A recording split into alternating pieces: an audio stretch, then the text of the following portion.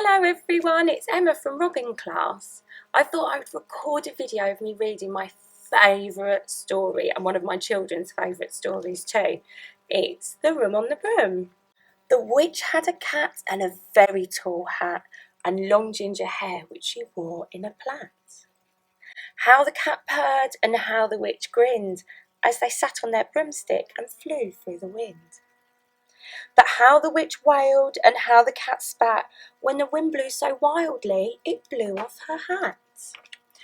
Down, cried the witch, and they flew to the ground. They searched for the hat, but no hat could be found. Then out of the bushes on thundering paws there bounded a dog with a hat in his jaws.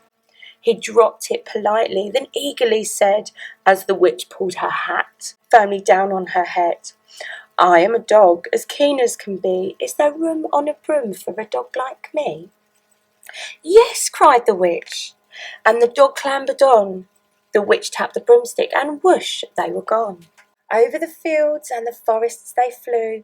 The dog wagged his tail, and the stormy wind blew. The witch laughed aloud, and held on to her hat. Away blew the bow from her long ginger plait. "Down," cried the witch, and they flew to the ground. They searched for the bow, but no bow could be found. Then out from a tree, with an ear-splitting shriek, there flapped a green bird, with a bow in her beak. She dropped it politely, and bent her head low, and then said, as the witch tied her plait in a bow, "I am a bird as green as can be. Is there room on a broom for a bird like me?" "Yes," cried the witch. So the bird fluttered on. The witch tapped the broomstick, and whoosh, they were gone. Over the reeds and the rivers they flew. The bird shrieked with glee, and the stormy wind blew. They shot through the sky to the back of beyond. The witch clutched her bow, but let go of her wand. "Down," cried the witch, and they flew to the ground. They searched for the wand, but no wand could be found. Then all of a sudden, from out of a pond leapt a dripping wet frog with a dripping wet wand. He dropped it politely, then said with a croak, as the witch dried the wand on a fold on her cloak, "I am a frog, as clean as can be. Is there room on a broom for a frog like me?" "Yes," cried the witch, so the frog bounded on. The witch tapped the broomstick, and whoosh, they were gone. Over the moors and the mountains they flew. The frog jumped for joy, and the broom snapped in two. Down fell the cat and the dog and the frog. Down they went tumbling into a bog. The witch's half broomstick flew into a cloud, and the witch heard a roar that was scary and loud. "I am a dragon, as mean as can be, and I'm planning to have witch and chips for my tea." "No," cried the witch, flying higher and higher. The dragon flew after her, breathing out fire. "Help!" cried the witch, flying down to the ground. She looked all around, but no help could be found.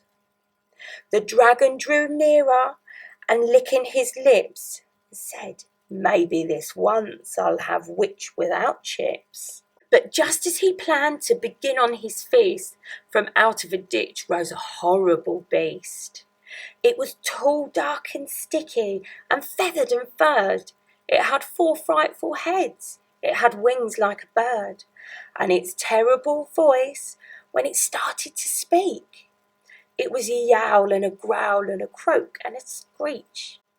It dripped and it squelched and it strode from the ditch, and it said to the dragon, "Buzz off, that's my witch." The dragon drew back and he started to shake. "I'm sorry," he spluttered, "I made a mistake.